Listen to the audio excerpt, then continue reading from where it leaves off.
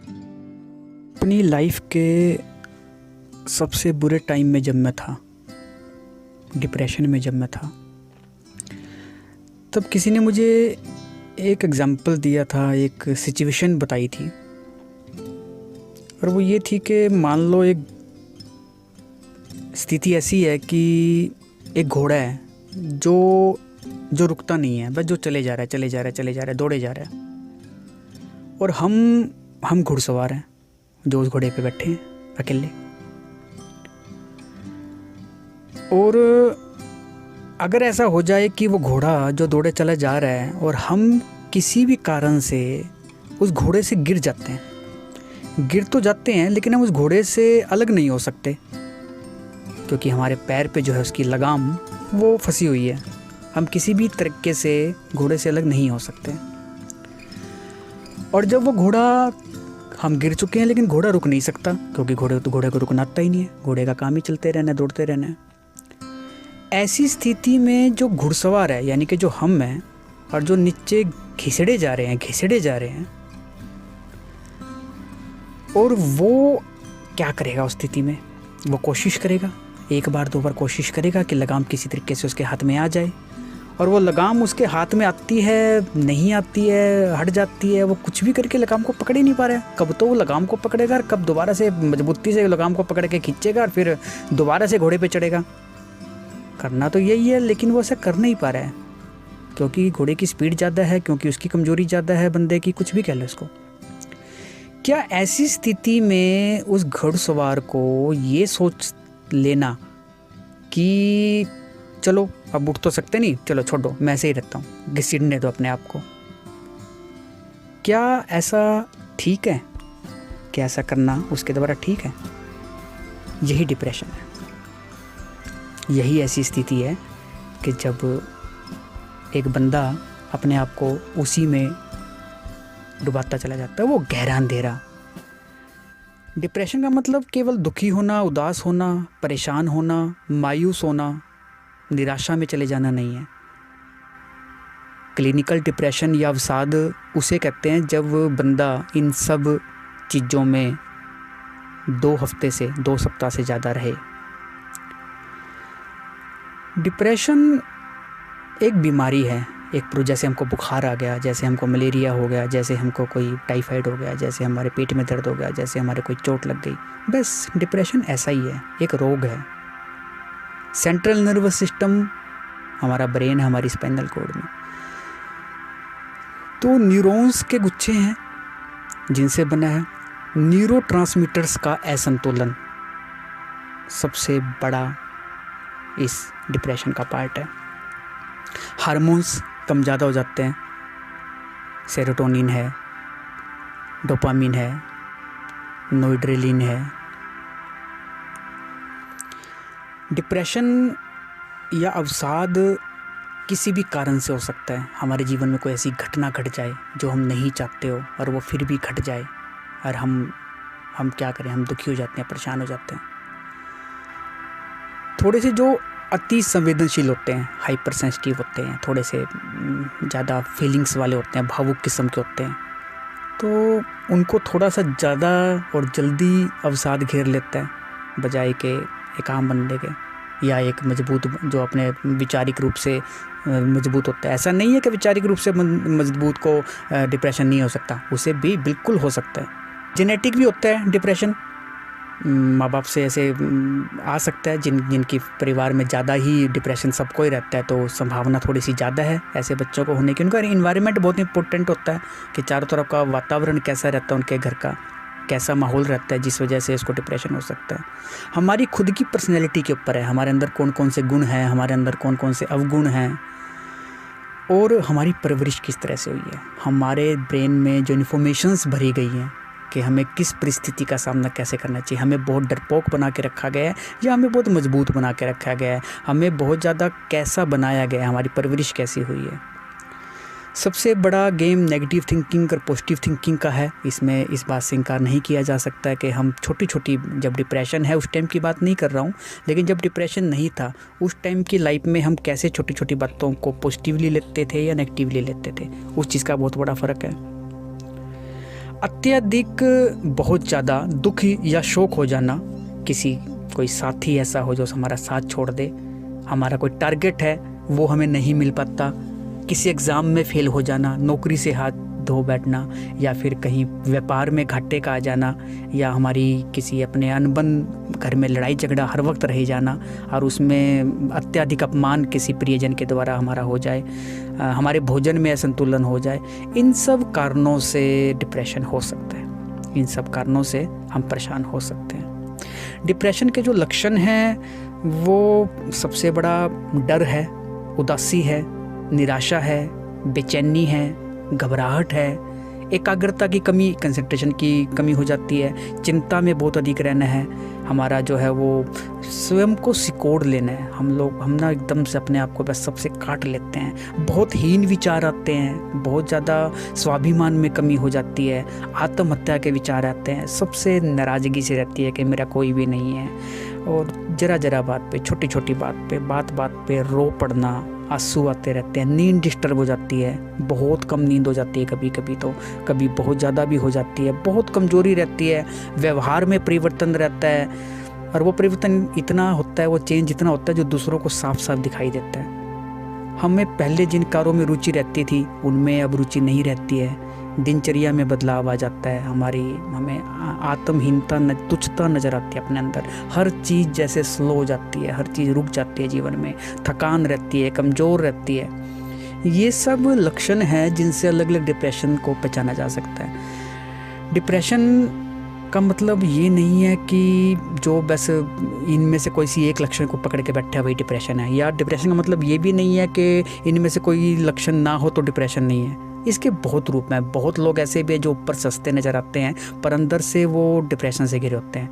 Depression का मतलब दुखी रहना नहीं है, सिर्फ दुखी रहना ही नहीं है, दुखी तो हर कोई किसी न किसी बात पे होता ही रहता है। डिप्रेशन वो है जो लॉन्ग टर्म तक, जो लंबे टाइम तक और उम्मीद से ज़्यादा, सामान्य से ज़्यादा होने लगे।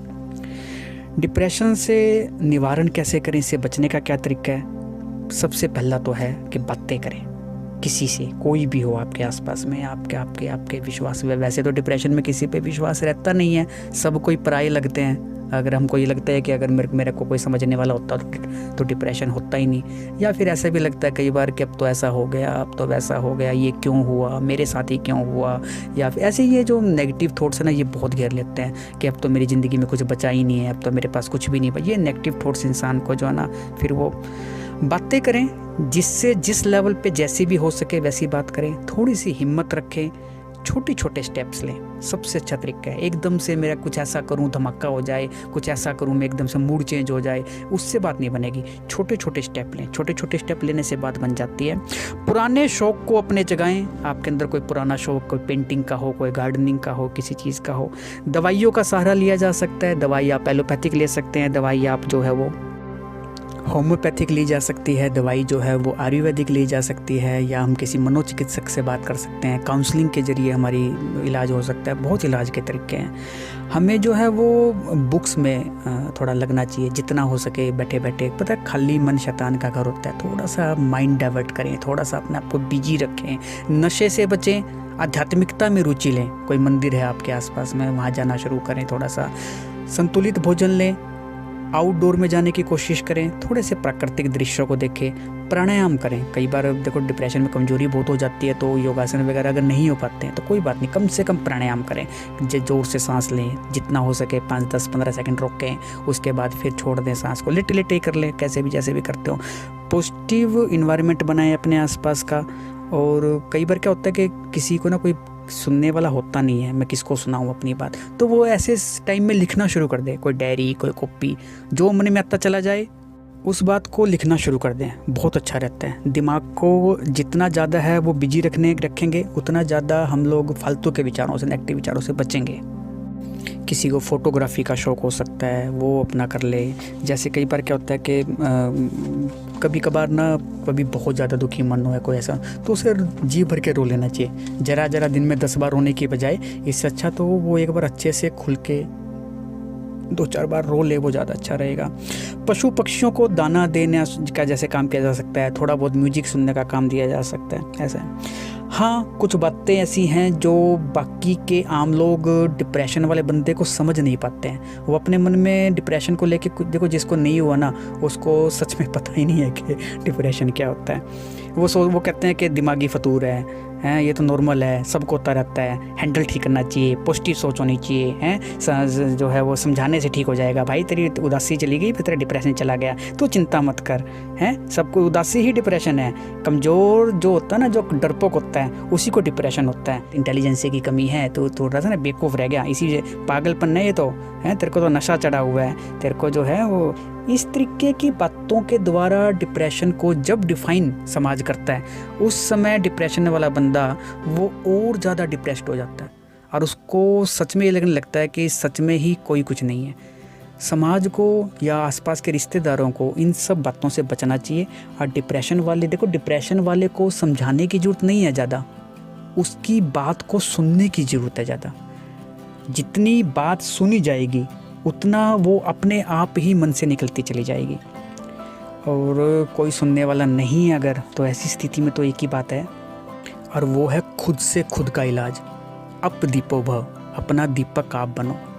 अपने आप को समझाना होगा, हमें खुद ही एक सेकंड पर्सन बन के और ख़ुद को ही समझाना होगा। हमें ये बात बतानी होगी कि दुनिया के बड़े बड़े जो लोग थे, चाहे वो न्यूटन हो, आइंस्टाइन हो, अब्राहम लिंकन हो, लियो टोल्स्टॉय हो, नेपोलियन बोनापार्ट हो, हिटलर हो, फ्राइड हो, चार्ल्स डार्विन हो, रामानुजन हो, माइकल जैक्सन हो, प्रिंसेस डायना हो, स्टीफन हॉकिंस हो, J K Rowling, Jim Carrey, Angelina Jolie, Sanjay Dutt, Vidya Balan, Farhan Akhtar, Dilip Kumar, Guru Dutt, Meena Kumari, Hrithik Roshan, Priyanka Chopra, Karan Johar, किसका नाम लें? कौन ऐसा है इनमें से जिनको डिप्रेशन नहीं हुआ? ये सब लोग अपने अपने जीवन में किसी न किसी काल में गहरे और बड़े डिप्रेशन का शिकार हुए हैं, और वो उनका शिकार बन के, लेकिन फिर भी क्या उनका जीवन रुक गया या वो अपने लाइफ में कोई सफलता हासिल नहीं कर सके? सब ने सफलता हासिल करी है, सब ने अपना उनसे लड़के वो बाहर निकल के आए हैं इन सब चीज़ों से। अर्जुन जो था, जब उसने देखा महाभारत के युद्ध से पहले, वो कितना ज़बरदस्त डिप्रेशन में आ गया था। जब वो बोलता है कि मैं युद्ध नहीं, मुझे सब धुंधला दिखाई दे रहा है, मैं युद्ध नहीं लड़ सकता, मेरा तो धनुष मेरे हाथ से निकल रहा है। और उस डिप्रेशन को भगाने के लिए ही, उसका कर्तव्य याद दिलाने के लिए ही भगवान श्री कृष्ण ने उसे गीता का उपदेश दिया था।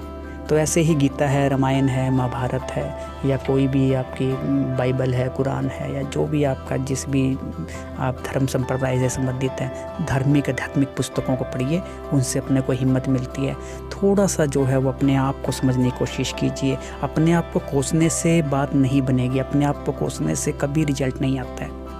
मेरे डिप्रेशन में जब मुझे ये कहानी बताई गई थी, और जब मुझे ये कहा गया था कि हमारे पास सिर्फ़ और सिर्फ एक ही इलाज है, वो महामूर्ख है जो ऐसा सोच के आंखें बंद करके पड़ा रहता है कि चलो घिसता हूँ तो घिसने दो, मर ही जाऊँगा इससे ज़्यादा, कि मुझे तो वैसे भी मरना ही है, ऐसा सोच के घोड़े को चलने दो और मैं घिसता चला जाऊँगा। नहीं, वो कोई मौत नहीं हुई और ना वो कोई डिप्रेशन का इलाज हुआ। कुछ भी करके, कैसे भी करके हमको उस लगाम को पकड़ना ही होगा, और उस लगाम को पकड़ के कुछ भी करके अपने आप को ऊपर खींच के और किसी भी तरीके से उस घोड़े पे ऊपर बैठना होगा। और एक बार हम उस घोड़े के ऊपर जो ऊपर बैठ गए हैं, उसके बाद फिर जो है हमारा घिसटना भी ख़त्म और हमको चोट लगना भी ख़त्म, और हमारा फिर जीवन यात्रा वो चलती रहेगी। इस उदाहरण से मैंने जो समझा था, मैंने जो जाना था, वो जो है मुझे डिप्रेशन से बाहर निकालने में बहुत बहुत कामयाब हो पाया है। डिप्रेशन को कभी भी हल्के में नहीं लेना है समाज के दूसरों के द्वारा, और जो खुद डिप्रेस्ड है उसको सिर्फ ये बात समझनी पड़ेगी कि ये एक रोग है जो ठीक हो जाएगा। केवल ब्रेन की फंक्शनिंग की प्रॉब्लम है, इसमें मेरी कोई गलती नहीं है। वो जो घटना घटी, उस घटना के कारण वो ब्रेन के मेरी फंक्शनिंग में थोड़ी सी न्यूरोट्रांसमीटर्स के अंदर थोड़ा सा फ़र्क आ गया है, और मैं दवाई लेने से या अलग अलग थेरेपीज़ के द्वारा ये ठीक हो जाएगा। अपने बीपी का, लो बीपी हो या हाई बीपी हो, उसका बहुत ख्याल रखना है। कई बार थायराइड की प्रॉब्लम होती है, कोई हार्मोन्स की, उसके कारण भी हो जाता है। तो डिप्रेशन होना वो कोई हमारी गलती का नतीजा है, ऐसा नहीं मानने, बस हो गया है, अब मुझे उससे लड़कर उससे बाहर आना है। और देखा जाए तो समाज में जब जिसको डिप्रेशन हुआ है, अधिकतर लोगों का वो रिजल्ट वो पॉजिटिव ही आया है। डिप्रेशन के बाद कितने बड़े बड़े पेंटिंग वाले जो है पेंटर बन गए हैं, कितने बड़े बड़े ताजमहल भी तो अपनी पत्नी के मर जाने पे डिप्रेशन के बाद गई, तो एक नतीजा था देखा जाए तो ऐसा ही है। और सबसे बड़ी बात, डिप्रेशन क्या होता है? गहरे मन के गहरे काले अंधेरे कुएं में गिरते चले जाना, गिरते चले जाना, गिरते चले जाना।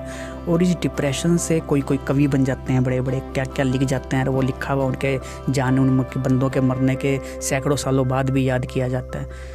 तो इस डिप्रेशन में जब हम बहुत गहरे मन में अपने चले जाते हैं, उस गहरे गहरे मन में जो एक बार पहुंच गया और वो जब उससे बाहर आ जाता है, उसके बाद जिसने अपने गहरे मन के अंधेरे को देख लिया और उसको हैंडल करना सीख लिया, उसके बाद तो वो ज़िंदगी की बड़ी बड़ी मुसीबतों पे आगे बढ़ता है और बढ़ता ही चला जाता है। तो डिप्रेशन से हमको डरना नहीं है, रोने का नहीं, डरने का नहीं, सदा मस्त रहने का।